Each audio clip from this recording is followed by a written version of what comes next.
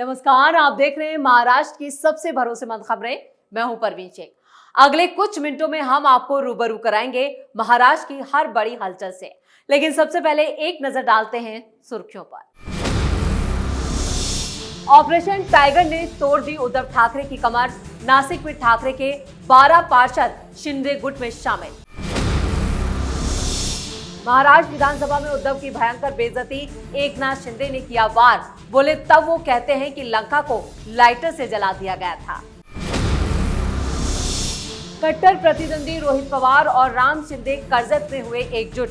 Pawar NCP ने BJP का किया समर्थन।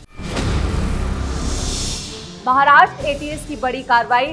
पाकिस्तान में बैठे गैंगस्टर शहजाद भट्टी से संपर्क के आरोप में 112 लोगों से पूछताछ। राज्य भर में दनादन छापेमारी, कई मौलाना गिरफ्तार। पुणे के मोशी में कचरे का पहाड़ ढहा, 2 मंजिला इमारत मलबे में दबे 8 लोग, बचाव अभियान जारी।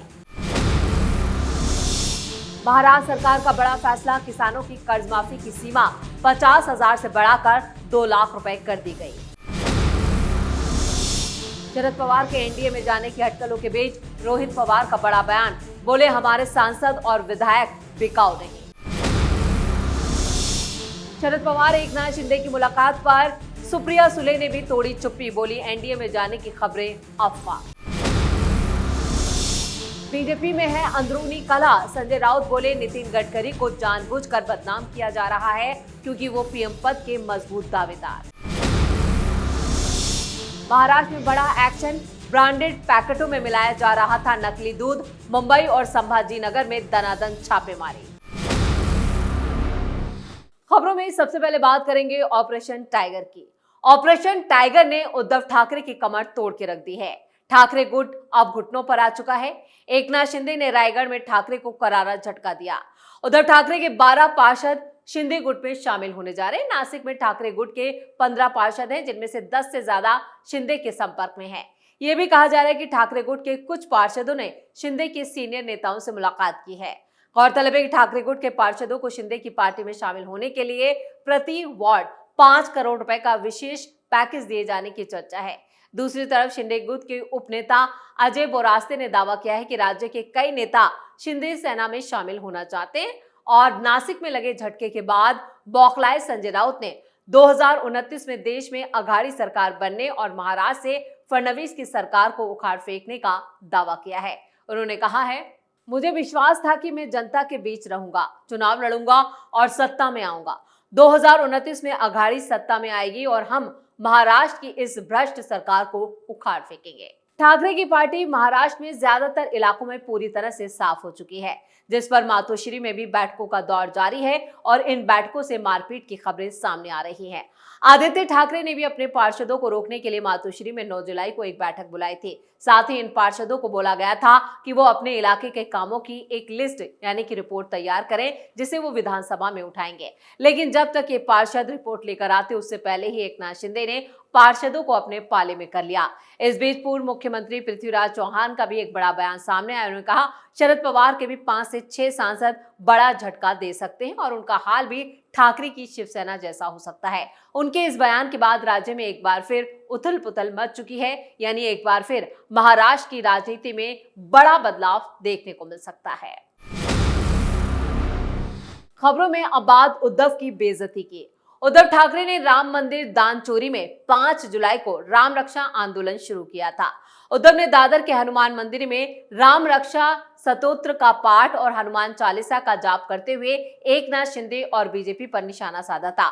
उद्धव ठाकरे ने कहा था, जिस मशाल से हनुमान ने लंका को जलाया था वो आज हमारे हाथों में है। उद्धव की इस बार पर महाराष्ट्र विधान परिषद में 293 प्रस्तावों पर चर्चा हुई, जिसका जवाब देते हुए डिप्टी सीएम एकनाथ शिंदे ने सरकार का पक्ष रखा। उन्होंने भारी बारिश, किसानों के मुद्दे, आपदा प्रबंधन, आषाढ़ी वारी की तैयारियों और मुंबई के बुनियादी ढांचे और विपक्ष की आलोचनाओं पर करारा जवाब दिया। विधान परिषद में विपक्ष के अंतिम हफ्ते के प्रस्ताव का जवाब देते हुए एकनाथ शिंदे ने कहा, जो लोग कल तक राम भक्तों को हराम कहते थे, आज उन्हें राम रक्षा कहने लगे हैं। सत्ता के समय ऐसा ही होता है, सत्ता जाने पर राम ही याद किए जाते हैं। राम रक्षा को कर्मों के दंड के रूप में याद किया जाता है। कुछ लोगों ने अब एक नई बात गढ़ दी है, हनुमान ने लंका को मशाल से जलाया था, लेकिन अगर उनकी पार्टी का चिन्ह दीपक होता तो वो कहते हैं कि दीपक ने लंका को जलाया था। एकनाथ शिंदे के इस बयान के बाद सदन में हंसी का माहौल छा गया और उन्होंने कहा, क्या अब हमें रामानंद सागर से फिर से रामायण पढ़वानी चाहिए? ये सवाल उठाते हुए एकनाथ शिंदे ने कहा कि मैं हमेशा कहता हूं, अगर राम नहीं हो सकते तो किसी के लिए कोई मायने नहीं रखता।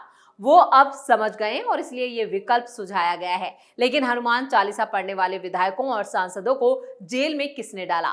इस सवाल का सामना करते हुए शिंदे ने फिर कहा, ऐसे लोगों से रखना दूरी जिनके मन राम और बगल में छुरी। खबरों में आगे का रुख करते हैं। महाराष्ट्र की राजनीति से कई चौंकाने वाली खबरें भी सामने आ रही हैं। शिंदे ने उद्धव को पूरी तरह से निपटा दिया है तो अब बारी एनसीपी की भी है। इसी कड़ी में कर्जत नगर पंचायत में भी एक बड़ा राजनीतिक बदलाव देखने को मिला। यह कहीं कि राजनीतिक भूचाल आ गया। बीजेपी और शरद पवार के एनसीपी के स्थानीय पार्षदों ने गठबंधन कर नगर पंचायत में सत्ता परिवर्तन ही कर डाला। इस नए राजनीतिक समीकरण के तहत बीजेपी की छाया सुनील शेलार निर्विरोध कर्जत नगर पंचायत की मेयर चुन ली गई। रिटर्निंग ऑफिसर और प्रांतीय अधिकारी नितिन पाटिल ने चुनाव की आधिकारिक घोषणा की। छाया शेलार की जीत पहले से ही तय थी क्योंकि वो मेयर पद के लिए एकमात्र उम्मीदवार थे। हालांकि इसकी आधिकारिक पुष्टि कर दी गई है। छाया शेलार के चुनाव के लिए शरद पवार के पार्षदों के खुले समर्थन ने न सिर्फ तालुका में बल्कि जिला राजनीति में भी हलचल मचा दी। स्थानीय स्तर पर विधान परिषद अध्यक्ष प्रोफेसर राम शिंदे और विधायक रोहित पवार के नेतृत्व वाले दो कट्टर विरोधी गुटों के एक साथ आने से कई चर्चाएं शुरू हो गई हैं। राज्य की राजनीति में भी जहां शरद पवार के एनडीए में शामिल होने की चर्चा है, तो वहीं कर्जत में हुए इस घटनाक्रम ने उसे और ज्यादा मजबूत किया है। कर्जत में ढोल नगाड़ों और झांझों की आवाज और पटाखों और गुलाल की गूंज के साथ भव्य विजय जुलूस भी निकाला गया। यानी शरद पवार के समर्थन से बीजेपी की शानदार जीत हुई। और खबरों में अब बात महाराष्ट्र एटीएस के एक्शन की। महाराष्ट्र एटीएस ने पाकिस्तान में छुपे कुख्यात गैंगस्टर शहजाद भट्टी के संपर्क में रहने वाले 112 लोगों की पहचान की, जिनसे पूछताछ भी की गई। एटीएस की 14 टीमों ने 10 जुलाई की सुबह करीब 7 बजे एक साथ इस बड़ी कार्रवाई को अंजाम दिया। एटीएस की टीमें उन ठिकानों पर पहुंची जो सोशल मीडिया प्लेटफॉर्म के जरिए भट्टी के संपर्क में थे। एटीएस ने साफ किया कि इस बड़े ऑपरेशन के तहत पूरे महाराष्ट्र में कई जगहों पर एक साथ तलाशी अभियान चलाया गया। मुंबई, ठाणे, नवी मुंबई, मीरा रोड के साथ ही सांगली, सतारा, वहीं छत्रपति संभाजीनगर में भी एटीएस ने दनादन छापेमारी की। शहजाद भट्टी सोशल मीडिया के जरिए युवाओं को प्रभावित करने और उन्हें देश विरोधी गतिविधियों में शामिल करता है। खुफिया इनपुट के आधार पर ही एटीएस ने इस नेटवर्क को ध्वस्त किया। जांच के दौरान एटीएस संदिग्धों के कम्युनिकेशन पैटर्न, ऑनलाइन बातचीत और पाकिस्तानी गैंगस्टर के साथ किसी भी तरह के डायरेक्ट और इनडायरेक्ट कनेक्शन से जुड़े डिजिटल सबूत भी जुटा रही है। एटीएस ने साफ किया कि फिलहाल ये जांच शुरुआती चरण में है और पूछताछ निकलने वाले निष्कर्षों के आधार पर आगे की सख्त कानूनी कार्रवाई की जाएगी। सुरक्षा एजेंसियों के लिए सबसे बड़ा चिंता की बात यह है कि कभी सोशल मीडिया इन्फ्लुएंसर रहा शहजाद भट्टी अब भारतीय सुरक्षा ग्रिड के लिए एक बड़ा सिरदर्द बन चुका है। खुफिया इनपुट बताते हैं कि भट्टी भारत में किसी बड़े हमले या गड़बड़ी को अंजाम देने के लिए सुरक्षा एजेंसियों की थोड़ी सी भी ढिलाई का इंतजार कर रहा है। शहजाद भट्टी भारतीय सुरक्षा एजेंसियों के रडार का नया नाम नहीं है। साल 2025 से लेकर अब तक दिल्ली और उत्तर प्रदेश की पुलिस ने भट्टी ने कुल जो है वो अलग अलग मॉड्यूल 9 मॉड्यूल्स का भांडाफोड़ करा है। उन्होंने पूरी तरह से नस्तनाबूद किया। इनमें से 4 अलग अलग मॉड्यूल को यूपी एटीएस ने ध्वस्त किया था, जबकि 5 मॉड्यूल्स को दिल्ली पुलिस की स्पेशल सेल ने बंद कराया था। इन सभी मामलों में भट्टी मुख्य साजिशकर्ता यानी मास्टरमाइंड है और हैंडलर के रूप में भी सामने आया था। आईबी ने कहा है कि भारत इस वक्त एक नए तरह के हाइब्रिड खतरे यानी न्यू टाइप ऑफ थ्रेट का सामना कर रहा है। आमतौर पर जब किसी नेटवर्क के 9 मॉड्यूल एक के बाद एक बैक टू बैक पकड़े जाते हैं तो उनके आका यानी हैंडलर्स पीछे हट जाते हैं और शांत बैठ जाते हैं। लेकिन भट्टी का नेटवर्क लगातार नए लड़कों को सोशल मीडिया के जरिए फंसाने की कोशिश कर रहा है, जिससे निपटने के लिए अब महाराष्ट्र एटीएस ने बड़ा एक्शन लिया है। और खबरों के आखिर में रुख करते हैं पुणे का।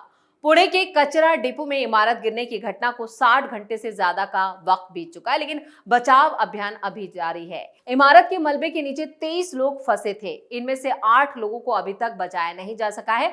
कचरे के इस ढेर से कई जहरीली गैसें निकल रही हैं। इसके अलावा पिछले कुछ दिनों से हो रही बारिश की वजह से बचाव अभियान में भी मुश्किलें आ रही हैं। इसी वजह से एनडीआरएफ कर्मचारियों को मुंह में ऑक्सीजन लगाकर काम करना पड़ रहा है। मोशी कचरा डिपो में ढही इमारत ने एनडीआरएफ कर्मचारियों ने एंट्री के लिए भी सुरक्षित रास्ता बना लिया। पिछले 3 दिनों से अंदर फंसे कर्मचारियों की तलाश के लिए अभियान जारी है और इमारत के एक तरफ से मलबा हटा भी दिया गया है। भूतल की दीवार में छेद करके एक सुरक्षित रास्ता बनाया गया। एनडीआरएफ के कर्मचारियों ने कई उपकरणों का इस्तेमाल करते हुए यह रास्ता बनाया है और अब वो अंदर फंसे कर्मचारियों की तलाश करें। मोशी कचरा डिपो दुर्घटना स्थल पर बचाव अभियान जो है वो सिर्फ कचरे, बारिश के मलबे के नीचे मीथेन और क्लोरीन गैस के कारण भी गंभीर समस्याओं का सामना करना पड़ा, इसलिए बचाव दल ज्यादा सावधानी बरत रहा है। स्टेप बाय स्टेप खुदाई की जा रही है। पिंपरी चिंचवाड़ नगर निगम आयुक्त विजय सूर्यवंशी ने जानकारी दी कि कचरे की दूसरी तरफ से रास्ता करके दुर्घटनाग्रस्त इमारत तक पहुंचने की कोशिश की जा रही है। उम्मीद है कि इस रास्ते से खोज और बचाव अभियान तेज होगा और जो लोग नीचे दबे हैं उन्हें सुरक्षित बाहर निकाल लिया जाएगा। इसी के साथ महाराष्ट्र फाइल्स में इतना ही। वीडियो कैसा लगा कमेंट करके अपनी राय जरूर दें। वीडियो को लाइक करें, शेयर करें और कैपिटल टीवी को सब्सक्राइब जरूर करें। धन्यवाद।